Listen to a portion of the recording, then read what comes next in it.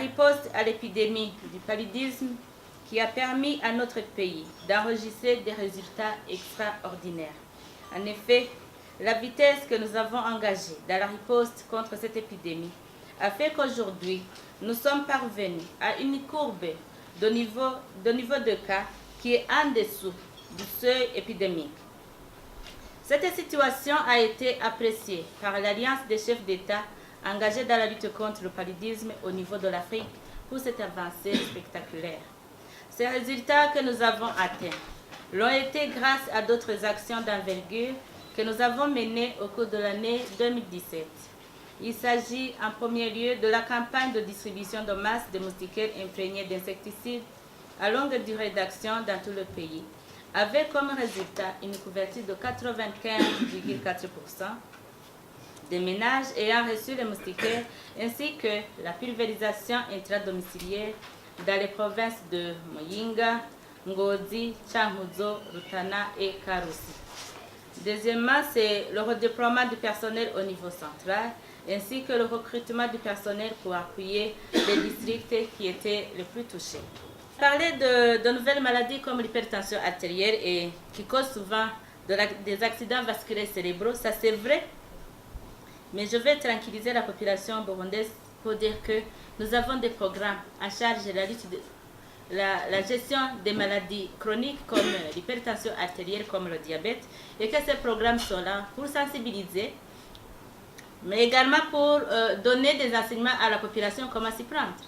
Parce que des maladies comme le diabète sont des maladies qui sont parfois dues à la sédentarité ou à une alimentation non équilibrée. Tout ça, nous avons au ministère de la Santé publique des programmes qui sont chargés de gérer ces questions. Pour toute personne ayant ces maladies, il faut approcher le personnel de soins pour l'aider à gérer, à vivre avec sa maladie. Il y a des maladies avec lesquelles on vit avec. Et on va vous aider, on va aider tout le monde qui a la maladie à vivre avec. Et celui qui n'a pas la maladie, nous allons l'aider à la prévenir. Je me suis exprimée par rapport à la gestion des fonds du Fonds mondial pour la période de 2018-2020. Mais apparemment, les gens n'ont pas eu l'information, je ne sais pas. Je vais encore répéter encore une fois que les fonds que le Fonds mondial a destinés pour le Burundi, pour la subvention à l'âge de 2018 à 2020, ces fonds sont au Burundi.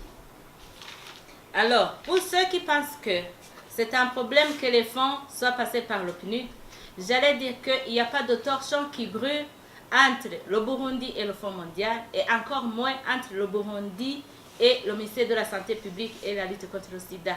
Il n'y a pas de torchon qui brûle. Les fonds sont là. Et l'important, ce n'est pas les fonds sont passés par où. L'important, nous œuvrons pour la population. Le résultat très important, c'est que est-ce que la population a eu les services qui lui étaient destinés. Et je confirme encore une fois que la population aura ces services. Le fabricant lui-même vient de nous envoyer une note pour nous dire que tout produit laitier, Lactalis vient de dire que nous avons le document, que Lactalis vient de dire qu'il est en train de collecter tous les produits qu'il faut arrêter leur utilisation. Donc, la BBN, je pense que si elle n'est pas bien informée, je viens de donner l'information parce que nous avons un document qui vient d'informer le gouvernement du Burundi, à travers le ministère de la Santé publique et de la lutte contre le sida, qu'il faut retirer de la commercialisation et de la circulation de tous les produits fabriqués par Lactalis. S'ils ne sont pas bien informés, c'est le moment de vous donner la vraie information que ces produits doivent être retirés de la circulation, de la commercialisation. Et je le répète encore, j'invite tout le monde à tout faire pour que ces produits soient retirés de la commercialisation.